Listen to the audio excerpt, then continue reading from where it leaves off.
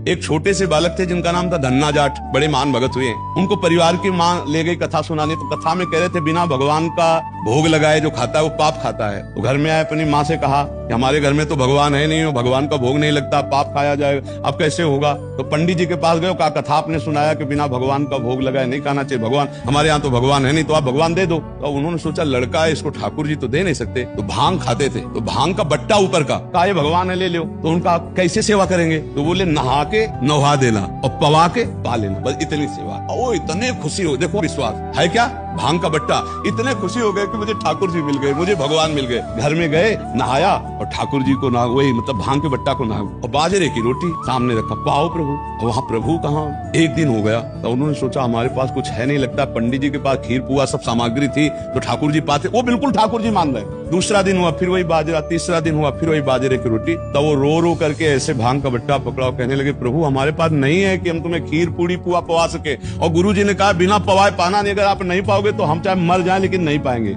उसी समय श्री कृष्ण प्रकट हो गए और वो और बाजरे की रोटी शुरू कर दी पाना। तो बोले देखो तुम कितने निर्दयी हो, 3 दिन से तो हमें भूख लगी है और हमारे घर में ज्यादा कुछ है नहीं, 1-2 रोटी माँ बना पाती है, गरीब आदमी, पूरी रोटी तुम नहीं पाओगे, आधी हमें दो आधी तुम पाओ। और फिर जो लीला का विस्तार हुआ कि धन्ना सेठ हो गए, अपार वैभव उनके। ये है विश्वास, गुरु के वचनों पर बिल्कुल बुद्धि न चलाकर विश्वास।